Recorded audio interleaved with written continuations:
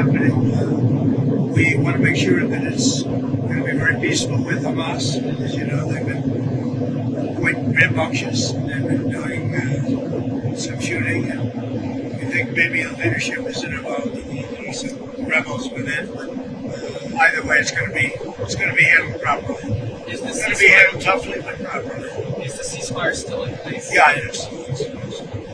But the people of this country want law, they want order, they want safety, they don't want to be mugged or raped or shot, and that's what we provide. We have tremendous numbers also. You see the crime numbers are coming way down, way down. Then you take a look at a place like Washington, D.C., which is now one of the safest cities in the country. It's one of the worst cities, most dangerous cities. We moved out 1,700 career criminals and people that came here through Biden and his open border policy. I think that Chicago will do very well. We're going to go into San Francisco at some point in the not-too-distant future, make that a great city again.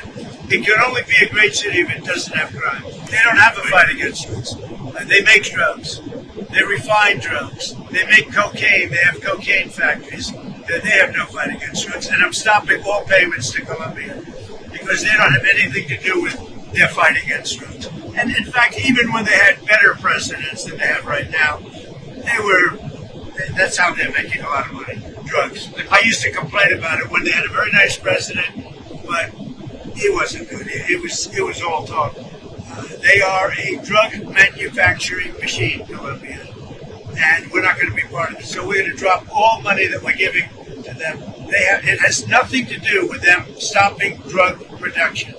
And you look at the fields are loaded up with drugs, and they refine the drugs, and they make tremendous amounts of cocaine, and they send it all over the world, and they destroy families. No, Colombia is out of control. Now they have the worst president they've ever had.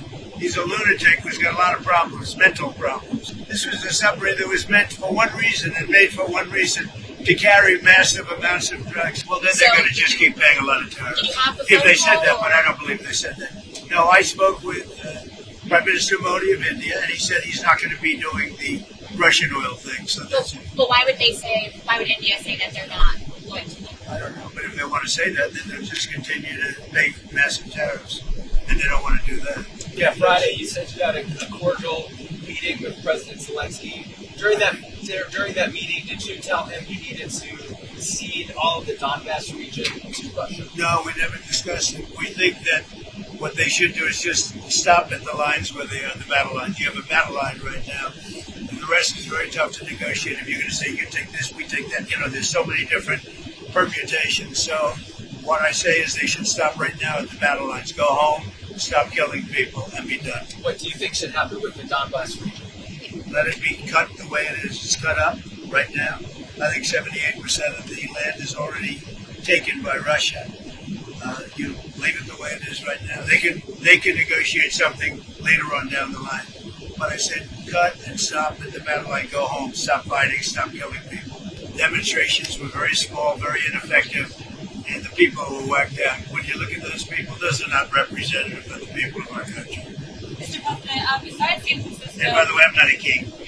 I'm not a king. I work my ass off to make our country great. That's all it is. I'm not a king at all.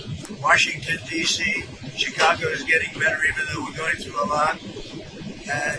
We're trying to do it in a very nice way. I'm allowed, as you know, as president, like 50% of the presidents have used the Insurrection Act. We can use that. And everybody agrees you're allowed to use that, and there's no more court cases, there's no more anything.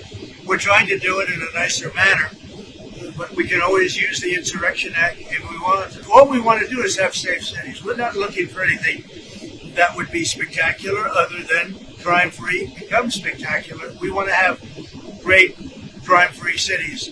So I'd be allowed to use, if I wanted, the Insurrection Act, and then all of this nonsense would go away. We just want no crime. We want to have crime-free cities. That's not a big, it's pretty common sense, I think, but that's all I want is crime-free cities. I campaigned on it. It's become, I think, even more successful than we thought because of the tremendous success that we had literally in 12 days in Washington, D.C., and it continues. But Washington, D.C., we're so proud of it. People are eating in their restaurants. Restaurants are opening. All the stores and restaurants were closing. You couldn't walk down the street without being mugged or worse. and now it's a safe city. I have a very good relationship with President Xi of China. We're having disputes on things. They're paying us a lot of money, tremendous amount of money in tariffs, and they'd probably like to have it be less, and we'll work on that, but they have to give us some things too. Right now, China's paying a tremendous amount of money in tariffs, like they've never paid before. You know, they paid a lot during my first administration, my first term. Now they're paying an unbelievable amount of money to the United States. They probably can't pay that much, and I'm okay with that. We can lower that, but they have to do things for us too. It's no longer a one-way street. What would you lower it to? Depends. I mean, we'll have to see what they want. One of the penalties we have is because they're sending in fentanyl, we have a 20%, as you know, a 20% tariff on that. But they'd be paying about 157% tariff, which is, record-setting type tariff. I don't want them to do that. I want to help China. I'm not going to hurt China. But they have to give us things too. Sticking with China, Mr. President, on soybeans, are you confident that you'll I want them to buy soybeans. One of the things I want is China's going to buy soybeans. I want China to stop with the fentanyl. Very, normal things. I don't want them to play the rare earth game with us. They are a top Argentina's fighting for its life. Young lady, you don't know anything about it. They're fighting for their life. Nothing's benefiting Argentina. They're fighting for their life. You understand what that means? They have no money. They have no anything. They're fighting so hard to survive. If I can help them survive in a free world, I happen to like the president of Argentina. I think he's trying to do the best he can. But don't make it sound like they're doing it. They are dying. All right? They're dying. What do you mean by a beef deal, sir? We would buy some beef from Argentina.